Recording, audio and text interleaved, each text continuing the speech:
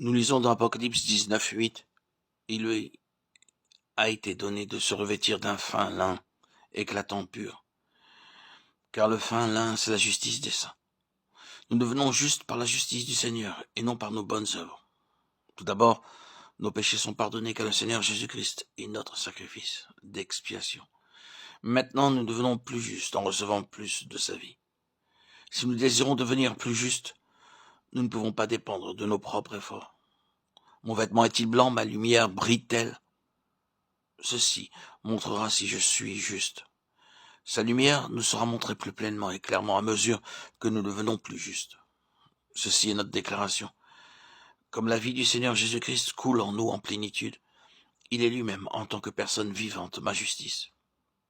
Or, c'est par lui que vous êtes en Jésus-Christ, lequel, de par Dieu, a été fait pour nous sagesse et justice et sanctification et rédemption. 1 Corinthiens 1:30.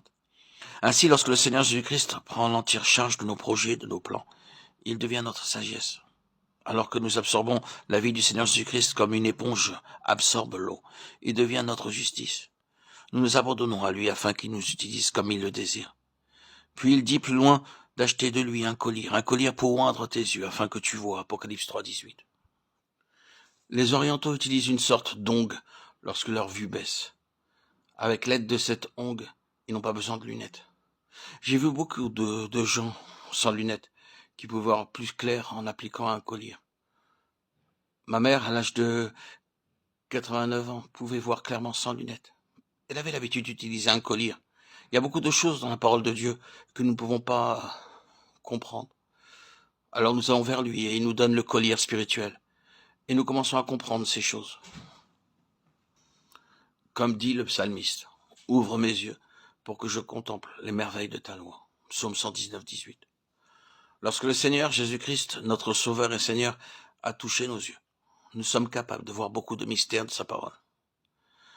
C'est pourquoi, moi aussi, ayant entendu parler de votre foi au Seigneur Jésus et de votre charité pour tous les saints, je ne cesse de rendre grâce pour vous, faisant mention de vous dans mes prières, afin que le Dieu de notre Seigneur Jésus-Christ, le Père de gloire, vous donne un esprit de sagesse et de révélation dans sa connaissance, et qu'il illumine les yeux de votre cœur, pour que vous sachiez quelle est l'espérance qui s'attache à son appel, quelle est la richesse de la gloire de son héritage, qu'il réserve aux saints. Éphésiens 1, 15, 18.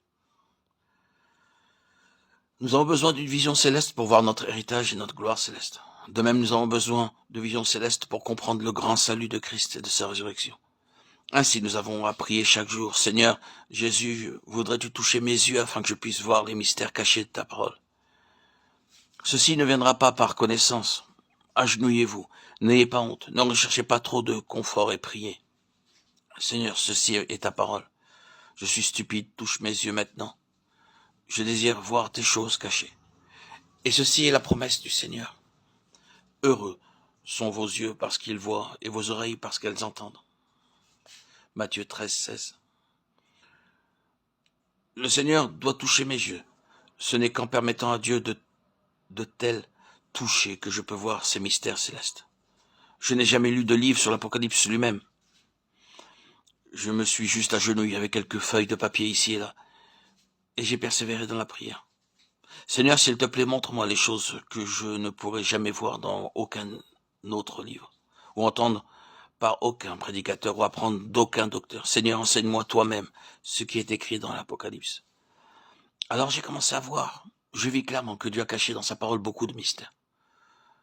Vous aussi, vous devez réclamer par la foi cette révélation, et jour après jour, vous verrez les différents passages ou portions de nombreux messages cachés, de mystères célestes. Vous réjouir, vous conduire et vous fortifier dans votre marche.